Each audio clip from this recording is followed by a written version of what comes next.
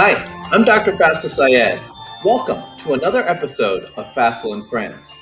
We're here because we believe everyone deserves access to quality primary care, and ChenMed needs physicians to take care of them. Today's topic is hotelier or healthcare provider. Dr. Dan, my co-host and moderator, how are you doing? I'm doing great, Faisel. How are you? I'm thrilled. I'm so thrilled about having our guests on today who have done incredible things to show how you can provide primary care, provide all the essential care that people need to improve their health. And they're not doctors. So it's just incredible. So without any further ado, let's have the team from Rosen Health. Come on. Mr. Rosen, Kenneth, and Ashely, welcome so much. Good to be here. Thank you for having us. I wanted to know what started you on the path to solve your company's healthcare problems outside of just healthcare policy? Why not trust the politicians? Well, is it okay if I start? Absolutely. I guess it was about 30 years ago, and we were doing things in the traditional way. We had an insurance company, and they handled healthcare for us. We paid our bills on a regular basis. I noticed that the bills were becoming larger and larger as the years progressed. Of course, we were growing, and that might account for some of it. But I thought I would experiment one year and try to focus laser-like on our healthcare expenses to see if I could reduce them in some way.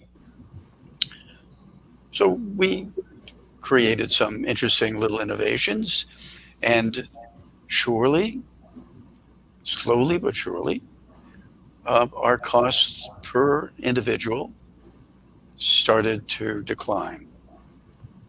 At the end of the year of this experimentation, we had saved some money. My hope was that our savings would be reflected in the new premiums that we were going to be facing. I waited with bated breath for the new premiums. When they came, I was incredibly disappointed. Not only had they not declined, but they had increased rather significantly. I wondered why. And so I attempted to reach the insurance company and was not successful. I finally discovered that they had a regional office not too far from Florida, in Georgia. And I called and finally got someone to answer the phone. I asked a very simple question. Why are our premiums increasing when our expenses are declining? And the response I got was really quite startling. It was, oh, it has nothing to do with you, Harris. It has to do with the group that you're in. And I said, what group am I in? I'm an independent hotelier. That's right. We're not franchised. We have nobody else that is a part of our little company. So what group? Well, the response was, we put everybody in a group. I said, I don't want to be in a group. I want to be by myself so I can focus laser-like on reducing my costs. He said, well, you don't have that choice. I paused for a second. And then I said, I do have a choice. He said, no, you don't. I said, my choice is to say adios. And he said, goodbye. And now, what was I going to do? No insurance company, no coverage from my associates, all by myself. Well, I did something that was rather bizarre. I decided that we would do everything ourselves. People I spoke to about that thought that I was crazy. But that's not the first, nor has it been the last time that people thought that about me. I was used to that. Interestingly enough, at that very moment, our company was growing, and the office we used for all of our financial associates had to move. We were contemplating moving a small group into that office that would accommodate children belonging to families working for us who would be there for daycare.